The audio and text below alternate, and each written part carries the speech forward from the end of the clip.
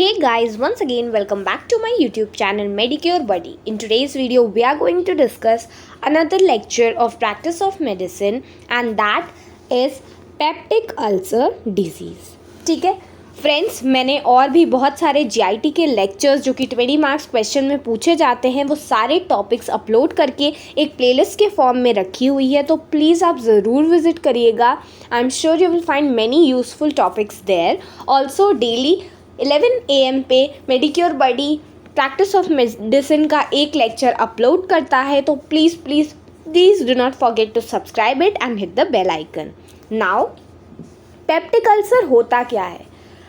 जब पेप्सिन की वजह से अल्सर का फॉर्मेशन हो जाए इधर म्यूकोसा में जो कि जीआई ट्रैक्ट की है और वो भी कहाँ, स्टमक की, या फिर जो म्यूकोसा है वो डिओडेनम की हो और वहाँ पे किसी अल्सर का फॉर्मेशन हो जाए, तो हम उसे क्या कहते हैं? We call it peptic ulcer disease. ठीक है, तो पेप्टिक अल्सर डिजीज़ में क्या लिखा है? Peptic ulcers are defects in gastric mucosa when injury occurs due to effect of acid and pepsin. ठीक है, ज़्यादा एसिड का सिक्रीशन हो जाएगा अगर, तो उसकी वजह से अगर अल्सर बन जाता है तो हम इसे पेप्टिक अल्सर डिजीज़ कहते हैं.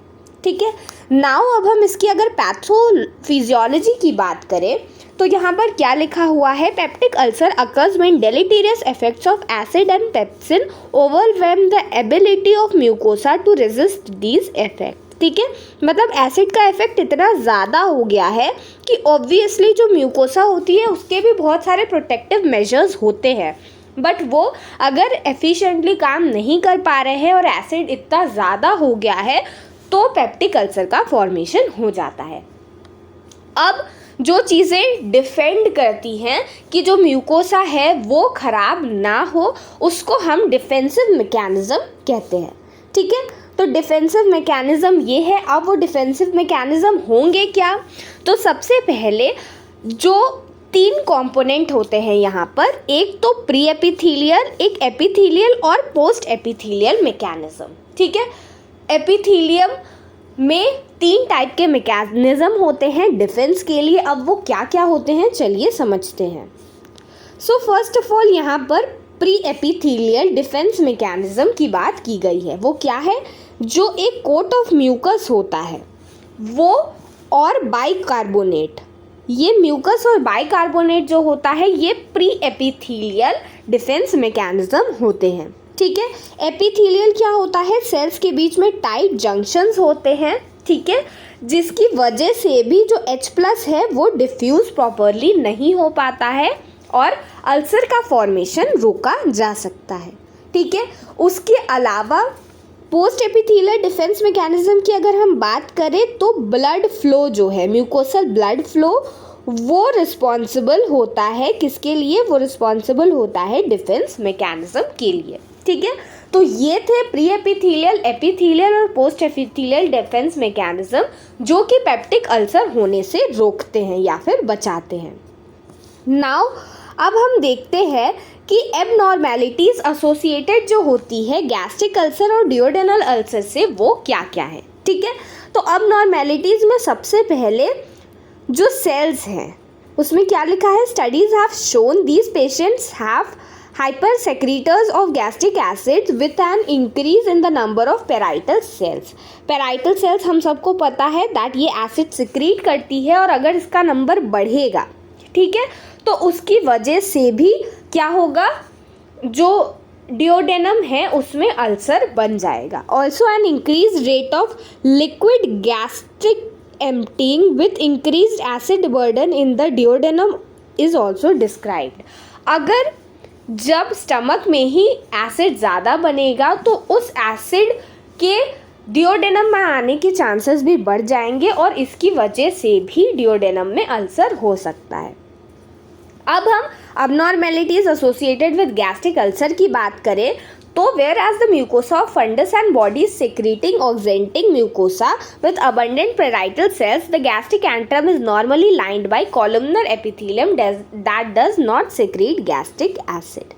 ठीक है, तो यहाँ पर बहुत सारी सेल्स होती हैं जो कि एसिड सिक्रीट करती है, पर इसकी जो लाइनिंग होती है वो नहीं, मतलब जो स्टमक की लाइनिंग है वो तो मैंने आपको लास्ट लेक्चर में पढ़ाया था दैट वो कॉलमनर एपिथेलियम की बनी होती है और वो सेक्रेटरी इन नेचर नहीं होता है, ठीक है।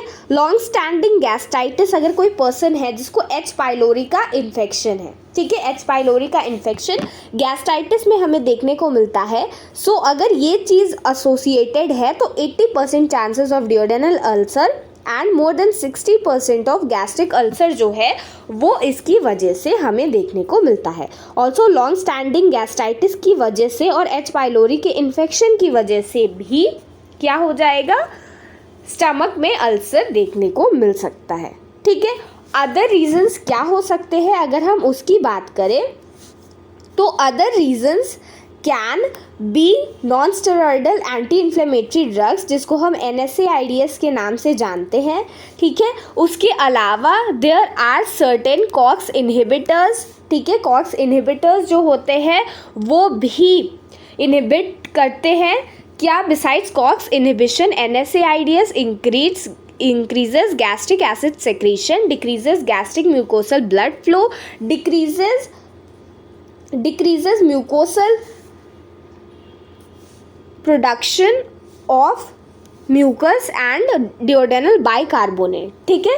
तो ये सारी जो फैक्टर्स हैं, ये सारे फैक्टर्स रिस्पॉन्सिबल होते हैं इंजरी के लिए, ठीक है। अदर अल्सरोजेनिक सब्सटेंसेस भी होते हैं, बाइफॉस्फोनेट्स या फिर पोटेशियम क्लोराइड जो कि रिस्पॉन्सिबल होते हैं for the formation of ulcer.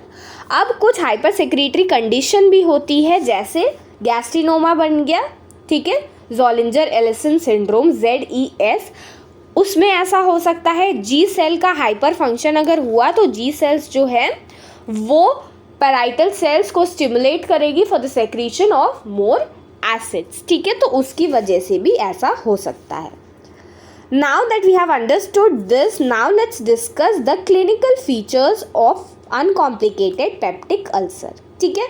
तो पेप्टिक अल्सर में फीचर्स क्या क्या मिलेंगे, तो सबसे पहले यहाँ पर क्या लिखा हुआ है, एपिगैस्ट्रिक पेन मिलेगा पर्सन में, ठीक है। देखिए, patient with duodenal ulcer describes burning and gnawing epigastric pain occurs 2 to 3 hours after meal and is relieved after food.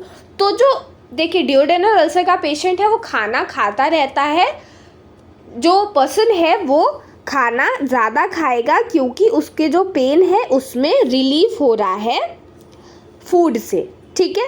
Pen रात के टाइम होता है, भूख नहीं लगती है। Patient with gastric ulcer may have pain indistinguishable from duodenal ulcer. Peptic ulcer में भी एसिम्प्टोमेटिक सिम्टम्स इसमें हमें और क्या मिल सकते हैं, जैसे पेन की सीवियरिटी बढ़ सकती है, बैक में पेन मिल सकता है, वॉमिटिंग मिल सकती है, ब्लीडिंग मिल सकती है और सर्टेन कॉम्प्लिकेशन भी लेटर ऑन डेवलप कर सकते हैं, ठीक है। अलार्मिंग साइंस क्या क्या होती है, अगर ESR बढ़ा मिल रहा है ये तो बहुत इंपॉर्टेंट साइन होती है, ठीक है। स्टूल में ब्लड आ रहा है, उसके अलावा पर्सन में पैलर, वेट लॉस, ये सारी चीज़ें अगर ऑब्जर्व हो रही है, so these are the alarming signs of peptic ulcer disease, ठीक है। तो जो पर्सन है गैस्ट्रिक अल्सर का, ठीक है, ध्यान दीजिए, वो अगर खाना खाता है तो उसको पेन ज़्यादा होता है, इसलिए वो फूड एस्केप करता है, ठीक है। जो गैस्ट्रिक अल्सर का पेशेंट है वो फास्टिंग करेगा, ठीक है, क्योंकि उसको खाने से दर्द बढ़ जाता है, जबकि जो डियोडेनल अल्सर का पेशेंट है उसको फूड से पेन में क्या मिलता है, फूड से पेन में मिलता है रिलीफ। तो ये जो रिलीफ मिलेगा उसको फूड से, दैट इज़ वाई वो पर्सन जो है वो बार बार फूड का इंटेक करेगा और जिसकी वजह से उसमें वेट गेन हो जाएगा। तो आपको ध्यान रखना है दैट गैस्ट्रिक अल्सर का जो पेशेंट होगा उसमें आपको फास्टिंग मिलेगी, जबकि जो डियोडेनल अल्सर का पेशेंट है वो पेशेंट आपको काफ़ी ज़्यादा हेल्दी मिलेगा, ठीक है। Now that you have understood this, अब हम डायग्नोस्टिक टेस्ट की तरफ बढ़ते हैं। सो डायग्नोस्टिक टेस्ट में जो अपर GI एंडोस्कोपी है that is use and it is the gold standard for diagnosis. Apart from that barium meal हम यूज़ कर सकते हैं, we can go for USG और उससे भी हमें पता चल सकता है, ठीक है। Serum calcium, fasting serum gastrin, इसका लेवल भी हमें बता सकता है कि पर्सन जो है उसमें क्या प्रॉब्लम आ रही है। ट्रीटमेंट की अगर हम बात करें तो प्रोटॉन पंप इनहिबिटर्स जो होते हैं ये बहुत ग्रेट रिलीवर्स होते हैं गैस्ट्रिक अल्सर और ड्यूडेनल अल्सर के। तो प्रोटॉन पंप इनहिबिटर्स